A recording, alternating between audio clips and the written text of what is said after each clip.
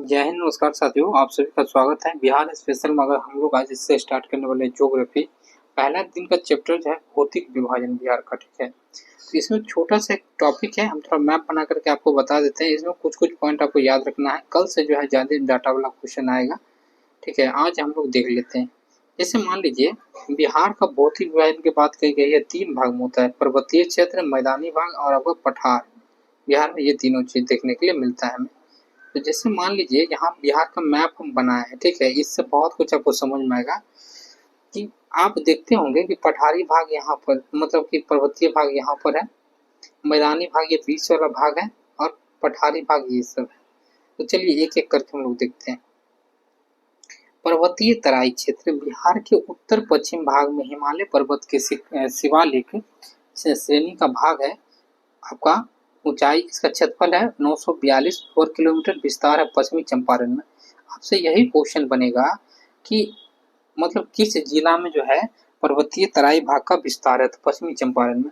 और यहाँ क्या बोला गया है, हिमालय, यहाँ देखिए हिमालय पर्वत की शिवालिक। आप जब ज्योग्राफी आपको पढ़ाएंगे तो ऐसे करके जब पढ़िएगा ना, ऐसे करके शिवालिक वाला भाग जो है यहाँ पर आता है। शिवालिक वाला भाग जब ऐसे करके पर्वत आता है, उसी का भाग क्या है बिहार में, उसी का ये भाग है, ठीक है। याद रखिएगा उसी का भाग है, ठीक है। तो ये चीज देखिएगा, इसमें 3 पर्वत श्रेणियां पाई जाती है। पहला सोमेश्वर श्रेणी।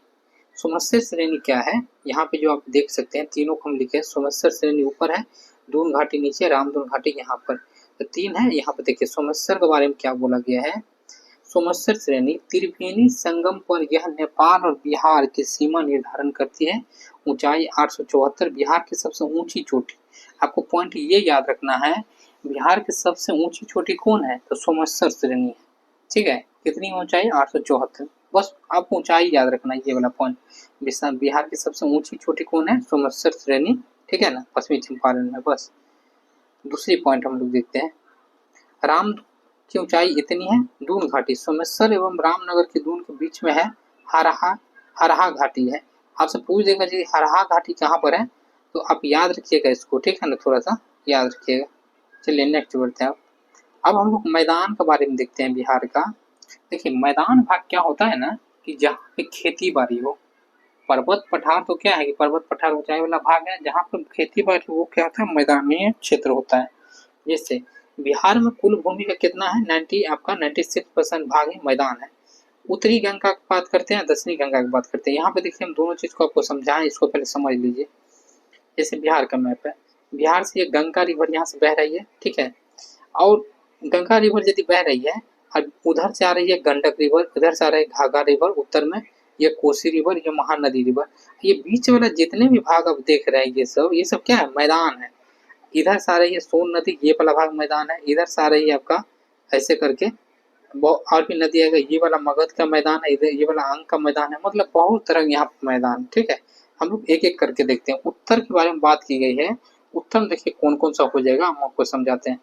घाघरा गंडक दोआब, गंडक कोसी दोआब, कोसी महानंदा। जिसके यहाँ पे देखिए घाघरा, घाघरा यह घाघरा नदी, यह गंडक, ये दोनों के बीच वाला भाग क्या कहेंगे, दुआब। दुआब क्या होता है, दो नदी के बीच की भूमि को क्या कहते हैं हम लोग, दुआब कहते हैं, दुआब कहते हैं, याद रखिएगा।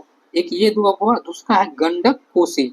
तो गंडक नदी और कोसी नदी के बीच वाला जो भाग है उसको क्या कहेंगे, दुआब, ठीक है ना, याद रखिएगा। ये वाला एक दुआब हो गया।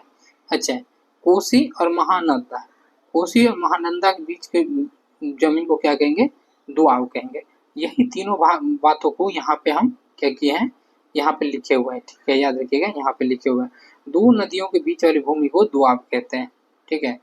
आपसे पूछ दिया जाएगा गंडक कोसी दुआब जो है किस में है, उत्तर गंगा, उत्तरी बिहार में है कि दक्षिणी बिहार में, तो आपको आंसर वहां देना है। नेक्स्ट बढ़ते हैं। दक्षिण गंगा में देखते हैं, गंगा सोन दुआब, मगध का मैदान, अंग का मैदान। आप यहाँ पे देख सकते हैं दोस्तों कि यहाँ पे देखिए गंगा, ठीक है, गंगा और मगध, गंगा मगध, यहाँ पे गंगा सोन, वहां भी जाएंगे गंगा, ये गंगा है, यहाँ सोन है। गंगा सोन का दुआब ये वाला भाग है। उसके बाद मगध, मगध का भाग ये वाला है पूरे एकदम से, और ये अंग का मैदान। तीन तीन रूप से यहाँ पे पाया जाता है। तीनों आपसे पूछ देगा कि मगध का मैदान कहाँ पे, दक्षिण बिहार के उत्तर बिहार में, आप यहाँ पे ध्यान रखना। अब बढ़ते हैं, पठार देखते हैं, ये याद रखना आपको। बिहार में दक्षिण में सीमा पर पठार एवं पहाड़ी क्षेत्र है, झारखंड की सीमा से लगती है। ये बिहार का यदि मैप है तो ये वाला जो क्षेत्र सब है ना बिहार का, ये वाला क्षेत्र सब यहीं पे आपको पठार वगैरह मिलेगा। जैसे याद करने का, धारवाड़ की चट्टान, धारवाड़ की चट्टान कहाँ कहाँ मिलती है? मुंगेर, जमुई, नवादा, गया। और बिंदन चट्टान आपको कैमूर, रोहतास। आपको एक चीज बताते हैं, जैसे मान लीजिए भारत का मैप है, यहाँ पर बिंदन चट्टान है, यहीं से ये वाला आती है, यहाँ पे बिहार में टच करती है, ठीक है, याद रखिएगा, बिंदन की चट्टान। उत्तरी गंगा मैदानों प्राकृतिक रूप से जलमग्न निम्न भूमि को चोर या मन कहते हैं। जैसे देखते होंगे आए दिन क्या होता है कि उत्तरी गंगा मैदान में बाढ़ हमेशा आ जाती है, तो वहां पे जो बाढ़ आ जाती है, वहां पे उस बाढ़ आने की घटना को क्या कहते हैं? चोर कहते हैं, ठीक है ना, क्या कहते हैं? चोर कहा जाता है, चोर, ठीक है।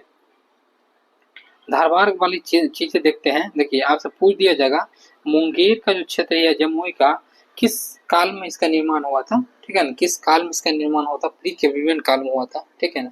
ये सोमेश्वर की पहाड़ी का क्षेत्र है, ये किस काल में हुआ था? तो ये वाला, ये पॉइंट सब थोड़ा पूछ दिया जाता है कभी कभी, ठीक है दोस्तों, इसको आप याद रख सकते हैं। आपके लिए कल से जो है पॉइंट वाला बहुत ज्यादा आएगा क्वेश्चन, आज भर के लिए आप लोग यहाँ मैनेज कीजिए इसको। और एक बात और आपको बता दें कि बिहार स्पेशल में ज्योग्राफी वगैरह में क्या है कि बहुत सारा फैक्ट है, थोड़ा मैप से ही आपको समझना होगा, ठीक है।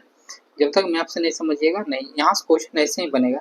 आपको बिंदन क्रम की कौन कौन सी क्षेत्र में, बिंदन क्रम की जो बिहार में है वो किस कौन जगह पर, कैमूर में है, रोहतास में, ठीक है, प्रकार।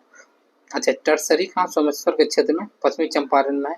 ऐसे करके कोई भी डाटा आपको पूछ लिया जाता है, ठीक है। जय हिंद।